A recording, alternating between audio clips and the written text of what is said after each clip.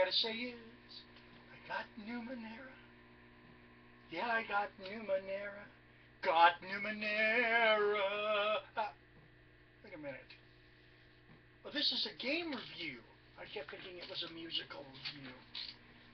Good thing I didn't break into that snappy little dance number I was rehearsing for. Nobody should be forced to see that on a Monday. This is Frank Fry, the Gaming Geezer, back again from Gainesville, Florida. Today we're going to talk about, or I'm going to talk about, or we're going to talk about, whatever, Monte Cook's very excellent game, Numenera. Now, Monte Cook is a designer and a producer of games, well known for the quality of his work, and just overall being a tremendously nice guy and a very positive force in the industry. So I had gotten originally a copy of The Strange, which is the second in the Cypher line. That's what they call the basic engine, is the Cypher engine. But I gave that away as a present. I needed as a present to a friend of mine. Plus, I thought maybe I need to get to Numenera, since this is the one that started it. This is the first in the line, and this gives you, at least for me anyway, an idea of what's happening. Now, first off, I'm going to jump right into it, which has been one of the big criticisms of Numenera and many, many games like it that have come out. And that is the price. And yes, folks, this is a $60 game book. Indeed it is. However, it's got about 416 pages of material. And I'm fading in and out. Wow. Something strange is going on. But anyway, so, people say, well, my God, $60? Yeah, well, you get a tremendous amount of value for your money here. You get a complete game. This is a complete game core book. You have character creation. You have an extensive amount of background on the world itself, and we'll get to that in a minute as to what a fascinating world it is. You got a lot of everything here. You've got everything you need in this one book to run adventures in the world of Numenera. And so yeah, you could say, well, oh Lord, $60, really? As I tell people, you ever priced an evening out with your wife and your family? Try going to an NFL football game on $60. That'll probably get you a hot dog and a beer, because it darn sure's not really going to get you in. Entertainment costs have gone up, and this to me is simply another example. Do I think it's a good thing or a bad thing? I just think it's a thing. It is what it is. But $60 is a great investment in this book. Okay? Now, Numenera itself is set in our world about 1 billion years from now. I don't know about you folks, but that get a little hard to wrap your head around at first. 1 billion years. Wow. It's called the Ninth World. There have been 8 worlds before that. Civilizations have risen and fallen. I'm sure Earth has been invaded at least once in those billion years. In other words, this is a very rich background to me. It's just, which you could probably best describe as science fantasy if you want, or techno fantasy. No matter what you want to call it, to me this is an extremely wonderful and challenging setting. Now, the first book in this style of, oh, this is, 1,000 years in the future, whatever, was Sarah Newton's very excellent Chronicles of Future Earth, published by Chaosium several years ago. Very good book. Very good game. Get it. It's good. It's got a lot of good stuff in it. Then you had, I really can't think of it. I'm sure it'll come to me eventually. You've had books where humans have been on strange planets, for thousands of years. Empire of the Petal Throne was probably the precursor to all of this. Followed by Sky Realms of Jarun, another one. The idea is very exotic environment. Well, this is a very well thought out, well realized environment. Beautifully done. Along with the book, you get a really nice map, a large map of the Steadfast and the Beyond and places like that, where you could actually, it's a beautiful map, it's very striking. So yeah, you're getting your money's worth with this one. Now let's get into the cipher system itself. We're going to start with character creation. Character creation is fascinating because at the core, it revolves around 3 words, or actually 3 phrases. Oh, one more thing. The Player's Guide. Excellent. Very excellent. And if you don't want to shell out $60 for the book, you shell out $20 for the Player's Guide. You get everything you need for character creation. Very well done. I recommend it highly. I got this so I could have an extra book to give out.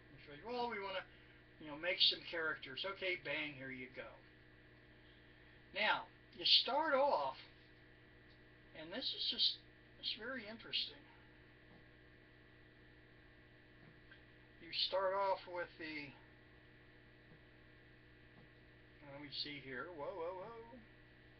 Well, they also give you stuff in here about, some of the basics of the rules. Create your character.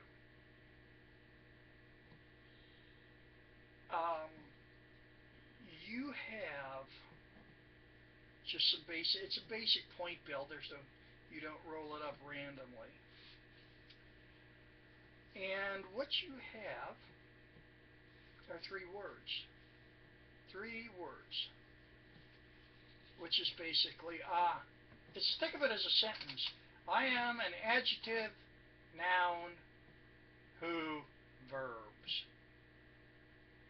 Yeah, that's really what it is. I am an adjective, noun, who, verbs. You have 3 basic character types in Numenera.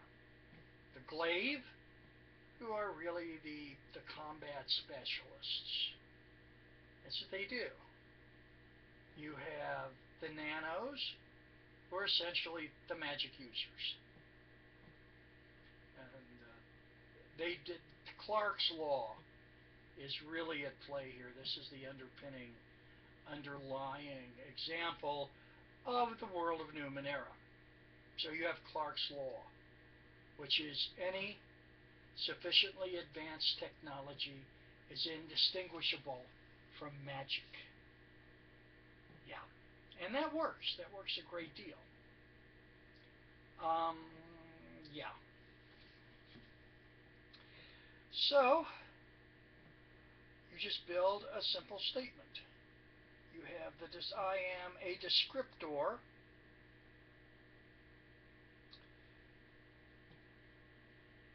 I am a descriptor type who who focuses on something. In other words, the last one is called the Jack. They're jacks of all trades. They could do a little of everything. The interesting thing about this character generation system is, like DBJ, said about a month or so ago about first level, and I addressed the same thing. These characters, there are no levels, by the way, in this game, per se. These are basically first tier characters.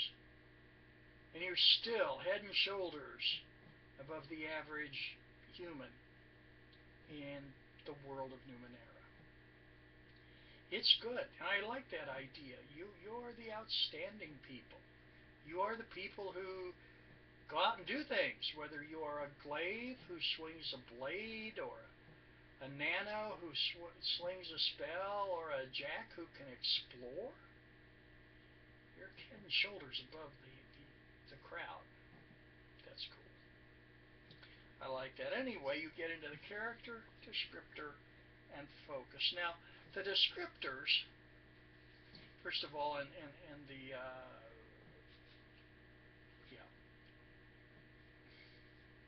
player's guide, we start with the character types, and they give you all these about the glaives. The glaives, as it says in here, are the elite warriors of the ninth world. You start with a certain amount of points in your stats pool. You have 3 stats: might, speed, and intellect. I like that. Keeps it simple, keeps it going. You give them some background. What I like, and I think this is important, is it gives you glaives in the group. In a group of explorers, glaives typically take the lead. They're usually the most physically capable, the most durable, and the most ready to meet danger head on. Sometimes they act protectively toward their companions. Other times they're more self-interested. Either way, a glaive's place is often in the middle of the fray. Okay, it lays it out for you. Gives you all the tiers. They have various tiers that you know what you can do, and it can be pretty something. It'd be pretty interesting. Nanos are sometimes called mages, wizards, sorcerers, or witches by the people of the ninth world. Nano sorcerer is also a common term, with their abilities referred to as nano sorcery. Now, it's very interesting because nanos are the ones that generally wind up using the Numenera. Now, what is Numenera? Aside from the title of the game, the Numenera are technological leftovers.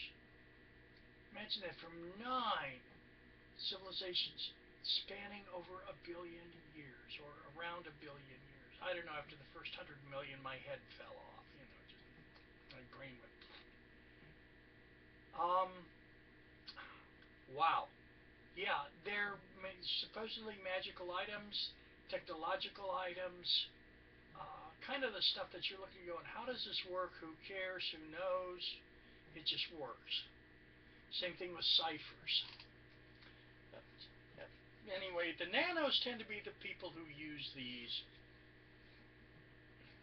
So, and then my favorite, the jacks. The jacks are intrepid explorers and adventurers. They are jacks of all trades, hence the name. Okay. Anyway, these are 3 character types. After you pick your character type, be it jack or glaive or nano, you go into the descriptors. Now there's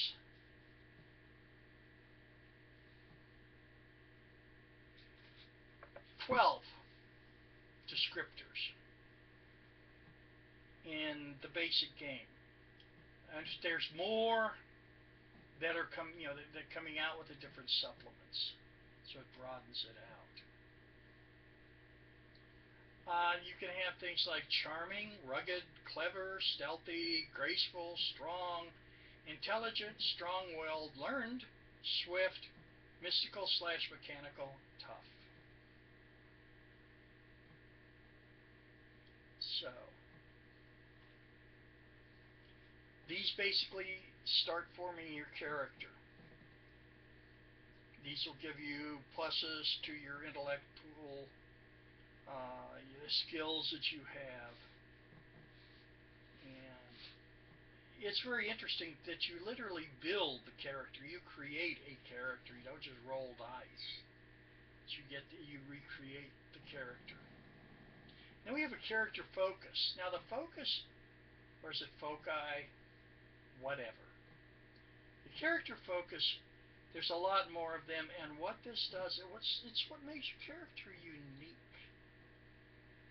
I mean, the first one already, bears a halo of fire. You can create a sheath of flames around your body. You leave, scorch marks wherever you go, etc., etc. You give you things like additional equipment will go along with it. What are called esoteries, which in other RPGs would be called spells. Okay. And this goes on and on into the character focus. Things like commands mental powers, carries a quiver, controls beasts. Beasts are pretty cool. They've got a very good bestiary in the core book. Gives you all kinds of things. Employs magnetism. Crafts unique objects. Things like that. He's just partially out of phase. That sounds interesting. And it is. Explores dark places. I mean, these are just a few of them. Just a few. Now, the Ninth World setting, I find, is just a wonderful setting. It's most definitely a challenge. Monte Cook has done it again in an absolutely amazing, innovative game. Here's another little interesting tidbit in the game. The GM doesn't roll dice at all. The players do all the die rolling. Wow. Yeah, the mechanics are very simple. They're very much geared towards storytelling. And they do a very, very fine job of that. This is a really excellent game. I highly recommend it and its supplements. I went so far as to buy a pad of character sheets, which in the long run are actually cheaper than trying to print them off on my computer. I recommend that. I recommend it all. Monte Cook, Shauna Germain, I'm probably going to mess his name up, Brad Cottrell, who did The Strange, but who's also had writing here, who works from. You all are to be congratulated on a very fine game. And that's all I got for now. So everybody, have a good time. Take care. It's Monday. Have fun. Play games.